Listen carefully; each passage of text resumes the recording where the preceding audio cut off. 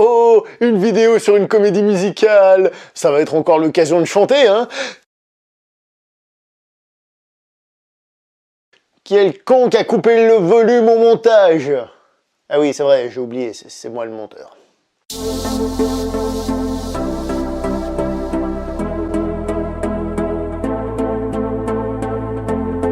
Bonjour à vous les cinéphiles et bienvenue pour cette nouvelle critique en post-projection. Il va être aujourd'hui question du film Le Retour de Mary Poppins.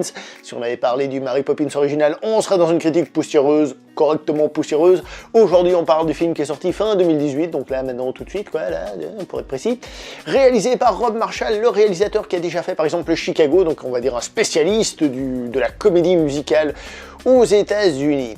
Il faut savoir que cette suite, on l'a attendue depuis 54 ans. 54 ans. Je rappelle que le film original est sorti dans les années 60, hein, donc ça fait beaucoup. Mais est-ce que vous saviez que Disney voulait d'abord adapter les romans dans les années 30? En effet, Walt Disney voulait vraiment faire cette adaptation. Mais ce qui se passe, c'est que l'auteur des romans originaux était absolument contre cette idée. Elle voulait absolument pas. À force de négociations et je pense de cash, ils ont quand même réussi à obtenir les droits pour faire le film, et lorsque le film est sorti dans les années 60, il faut savoir que l'auteur a détesté le film, entre autres pour les dessins animés qui ont été ajoutés au film et pour le côté comédie musicale. Donc ce qui est intéressant, c'est que l'auteur a détesté finalement ce qui a rendu ce film culte. Et c'est justement ce qui explique qu'il n'y ait pas eu de suite pendant des années, puisque l'auteur a complètement refusé qu'il y ait des suites. Elle a détesté cela et il a fallu attendre entre autres le décès de la personne et encore quelques années pour pouvoir nous fournir cette suite. Et si ce n'est pas la période parfaite, alors que Disney refait des remakes de tous ses dessins animés en live, que de faire une nouvelle version de Mary Poppins, en plus un personnage féminin, pour mettre un personnage féminin au premier plan, ce qui est aussi une mode, c'est parfait, on dirait que les étoiles se sont alignées. Au casting de ce film, eh ben, nous avons Emily Blunt qui interprète Mary Poppins, nous avons Lin-Manuel Miranda, pas que je me trompe dans le nom, qui est quelqu'un qui touche, semble-t-il, je suis pas un expert, mais qui touche un peu à tout dans la musique. Il est entre autres rappeur, il est entre autres compositeur de musique, il a fait des spectacles musicaux aux États-Unis, il a aussi participé par exemple à la bande originale de Vaiana, par exemple. Voilà.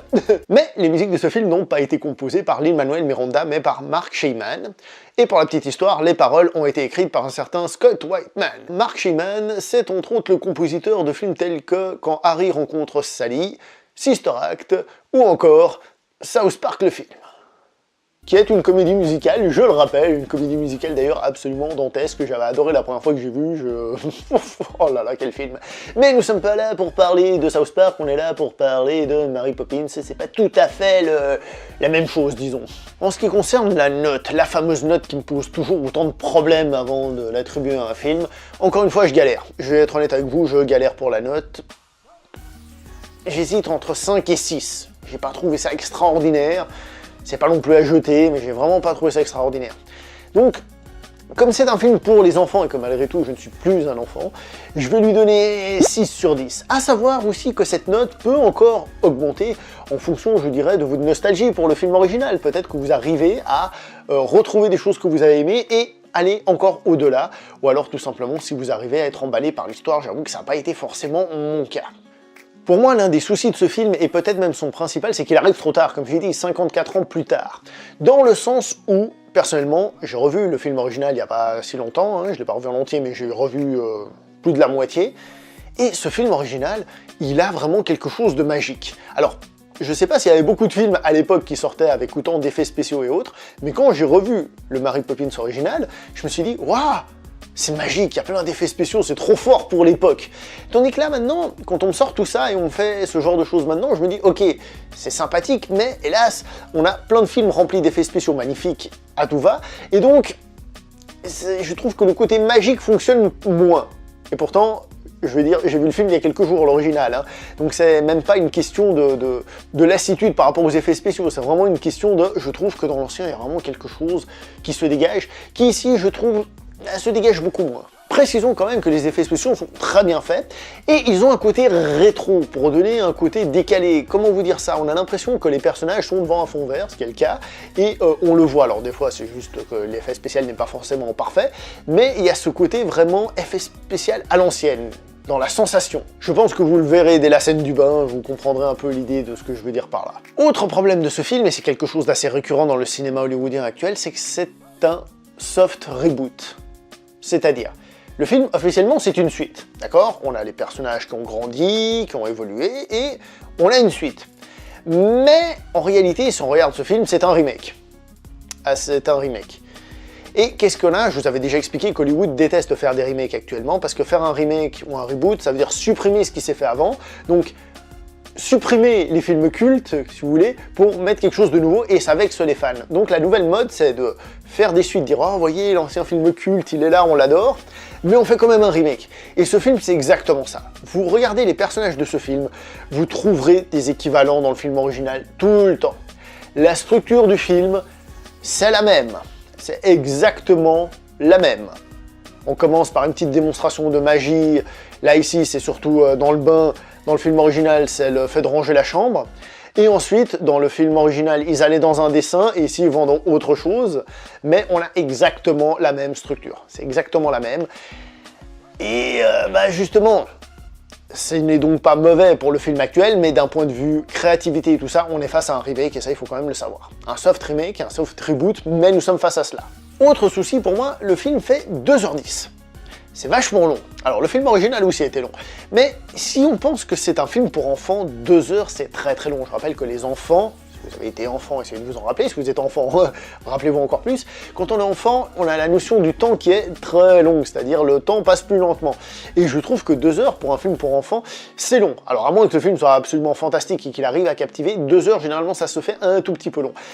Et je vous dirais même que j'ai l'impression que le film a parfois été un petit peu étiré.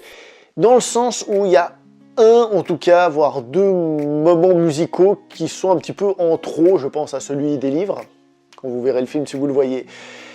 C'est pas que la scène est mauvaise, mais d'un point de vue histoire, j'ai l'impression que ça sort de nulle part. Et du coup, je dois vous avouer qu'à des moments, j'ai même commencé à trouver le film un petit peu long, entre autres aussi parce que ce qu'il raconte finalement, comme j'ai dit, c'est un peu ce que raconte le film original, et l'histoire en elle-même est assez simple. Je dis pas qu'elle est mauvaise, je dis qu'elle est assez simple. Musicalement, le film, il est sympathique à écouter, je reviendrai là-dessus tout de suite après en parlant de la VF, mais je trouve que ça manque de grosses musiques qui te restent dans la tête. Je suis sorti du film, j'ai eu aucune musique dans la tête. Alors on n'est pas face à un Bollywood qui dure 3 heures, et tu sors du film et t'as la musique dans la tête et t'as envie de toutes les chanter, même si tu parles pas un mot d'hindi. Ici, on est dans un film anglo-américain, hein, on va rester comme ça, je sais pas exactement, mais à la sortie du film, j'ai rien eu. Alors le film original, si tu le revois, tu vas te dire, waouh, il y a plein de musiques super cultes. Alors c'est peut-être parce que depuis 50 et quelques années, on nous les met dans la tête et qu'on se rend même pas compte que ce sont des musiques qu'on a déjà entendues à gauche à droite. Et donc c'est pour ça qu'on s'en rappelle, etc. Mais je trouve que dans ce film, il manque de musique vraiment impactante et que tu vas sortir du film en te disant, ah ouais, ça c'est la musique de ce film. Je trouve ça un petit peu dommage. Et oui, il faut que je vous parle de la VF, parce que j'ai eu la chance de voir les 15 premières minutes en VF avant de me dire qu'il fallait que j'aille le voir en VO. Que les choses soient claires, je suis pas en train de critiquer la VF, parce que pour comparer les deux, il faut vraiment avoir les deux sous les yeux en même temps, pratiquement, comparer, voir l'un, voir l'autre. Moi j'ai vu 15 minutes de VF un jour et j'ai vu le film en entier le jour d'après. Mais j'ai compris en allant voir ce film qu'il fallait que j'aille le voir en VO, parce qu'ils ont eu une bonne idée, je trouve, c'est celle de doubler les chansons. C'est une bonne idée parce qu'on est dans un film pour enfants, et un peu comme les dessins animés de Walt Disney à l'époque, je pense qu'il vaut mieux que les chansons soient en français, parce que quand t'es un enfant, t'arrives, t'as l'histoire, et que si on commence à chanter, t'as des sous-titres, et ben l'enfant il va pas être content, surtout s'il est jeune, si c'est peut-être pas lire, etc. Je trouve que c'est pas une bonne idée. Cependant, c'est très compliqué à faire, parce que déjà sur un dessin animé, c'est pas facile, mais dans un film live, c'est encore plus compliqué, parce que non seulement il faut suivre le rythme, il faut suivre le rythme des lèvres, il faut faire des choses qui collent. Ainsi, au début du film, en VO, on nous parle du London Sky. Bouche qui s'ouvre, et en français, ils ont dû trouver une astuce, et ils ont dit « jour de chance, chance sky », vous voyez. Ça c'est la chanson au tout début, pour dire que, voilà, je suis allé le voir en VF, et je me suis rendu compte qu'il y a des moments où ça collait pas aux lèvres, parce qu'il fallait vraiment qu'ils arrivent à trouver des mots, il faut que c'est un sens, si possible le même sens que la musique d'origine, si possible les mêmes mots, mais c'est pas facile, parce que c'est pas possible, c'est pas la même langue, donc je dis pas que la VF est mauvaise, hein, je pense qu'ils ont fait tout ce qu'ils pouvaient pour que ce soit le plus parfait possible, mais on voit que ça colle pas trop à ce qu'ils disent, et que les paroles n'étaient pas les bonnes. Si vous allez le voir en VO et que vous avez besoin de sous-titres, donc lisez les sous-titres, il n'y a pas de souci, mais si vous avez quand même des petites notions d'anglais, laissez traîner les oreilles pour bien écouter ce qui se dit et comprendre les subtilités, c'est quand même quelque chose à préciser. Donc, attention, je ne critique pas la VF qui a sans doute fait ce qu'il y avait de mieux sur Terre, je sais pas, je peux pas vous le dire, mais on va partir de ce principe, qu'ils ont fait ce qu'il y avait de mieux sur Terre, mais je conseillerais ce film en VO. De base, je suis plus VO que VF, mais dans ce cas-là, pour les grandes personnes, VO, pour les enfants, heureusement, ils ont eu l'idée de doubler quand même pour qu'ils puissent prendre du plaisir. Voilà. Donc ce film, il joue la carte du classicisme, donc déjà parce qu'il reprend la structure de l'original, comme j'ai dit, qui fait un petit côté vieillot sur ses effets spéciaux, mais personnellement, ça m'a pas dérangé, la réalisation est assez sobre, c'est pas un truc justement hyper dynamique, hyper, on va dire, rocker moderne, un côté clipesque moderne, non, pas du tout, c'est assez classicounet, les musiques se volent d'ailleurs dans la continuité un peu de ce qui a été fait dans le premier, ce même genre de musique et de chansons. C'est normal, on est 20 ans après le film original, mais on est quand même pas de nos jours, donc il faut avoir un côté un peu classique. Précisons quand même que, par exemple, les dessins qui ont été ajoutés dans le film à la base, ils avaient pensé à les faire en 3D, en image de synthèse, et le réalisateur, Rob Marshall, a refusé. Il a dit il faut que ce soit des dessins à l'ancienne pour que le charme fonctionne, et je trouve qu'il a eu parfaitement raison parce que ça fonctionne très très bien. Et d'ailleurs, il y a une scène que j'ai envie de mettre en avant, c'est une scène de course-poursuite, dans lequel se mélangent justement dessin et personnages réels, et je la trouve très réussie visuellement, donc félicitations. Les acteurs, pour dire qu'ils jouent très bien, alors Emily Blunt, on peut aimer ou pas, bon déjà elle chante très bien, ça y a pas de souci, et quand on la voit à l'écran, on se dit c'est Mary Poppins. Alors ce n'est pas la Mary Poppins originale, il me semble qu'elle est un petit peu plus hautaine dans ce film que dans l'original. Je dis ça parce que dans l'original elle devait l'être aussi, mais là elle l'est vraiment beaucoup, mais bon, elle a quand même le droit d'interpréter le personnage à sa sauce, hein, et aussi selon ce que demande le réalisateur ou le scénario. Mais je veux dire, elle n'a pas à être un copier-coller, elle est très hautaine, mais je trouve quand même que quand on la voit, ça fonctionne très bien, et comme j'ai dit, elle chante bien. D'ailleurs, tous les acteurs, hein, Lin-Manuel Miranda, lui aussi, il chante bien, rien d'extraordinaire, j'ai été un peu déçu, mais il chante bien quand même, il se débrouille. Un petit mot sur les enfants, que j'ai trouvé un petit peu moins bon. Après, on s'y fait, mais au début du film, je les ai pas trouvés parfaits niveau interprétation. Bon, c'est des tout petits enfants, mais bon, bref, voilà, pour dire que... Et aussi un petit mot sur Ben Whishaw, non pas qu'il soit hyper présent à l'écran, mais il a quand même un rôle important, hein. Et c'est un acteur que je trouve fascinant. Je l'ai découvert personnellement comme un idiot dans James Bond, en train de faire Q, et c'est là qu'on voit le talent d'un acteur, parce que ce personnage de Q est totalement différent des personnages qu'il interprète dans d'autres films. Donc c'est vraiment un acteur qui arrive à jouer différentes choses, et de manière vraiment différente, et il arrive même à être, je trouve, par rapport à son temps, à l'écran, il n'est pas petit, hein, d'accord, il n'a pas un petit rôle, mais il n'a pas le rôle principal. Je trouve qu'il arrive à dégager beaucoup de choses et beaucoup d'émotions, donc félicitations, c'est vraiment un acteur que je trouve très très bon et très intéressant. Et puis sinon, ce film, c'est quoi? Eh ben c'est un appel au rêve, encore un film qui demande un peu de retomber en enfance, et aussi aux enfants finalement de rester enfant, de s'ouvrir, de voir la chose de manière colorée. C'est un feel-good movie pour cette fin d'année, et ça malgré tout, c'est bien, c'est cool, ça passe. Et si ça arrive à vous embarquer complètement, ce qui n'a pas été totalement mon cas, mais si ça arrive à vous embarquer complètement, eh ben tant mieux. Moi j'ai quand même trouvé que c'est un film coloré, qui avait de la créativité.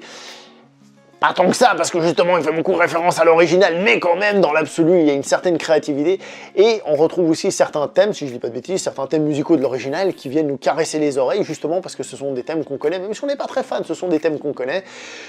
Donc, est-ce que je vous conseille d'aller voir ce film au cinéma? C'est difficile à répondre. En ce qui me concerne, très personnellement, moi, pas forcément. Mais, encore une fois, ça dépend de ce que de la hype que vous avez. De toute manière, vous êtes grand, hein. Vous savez si vous voulez aller voir un film ou pas. Vous savez déjà, à l'heure où je vous le dis, vous savez déjà si vous voulez aller le voir, voire même vous l'avez peut-être déjà vu. Donc il n'y a pas de souci à ce niveau-là.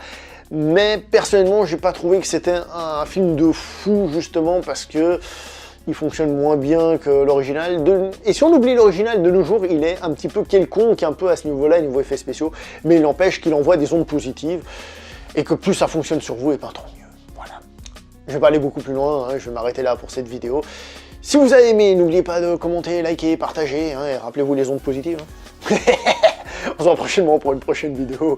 Jusque là, s'il vous plaît, portez-vous bien. Ciao tout le monde!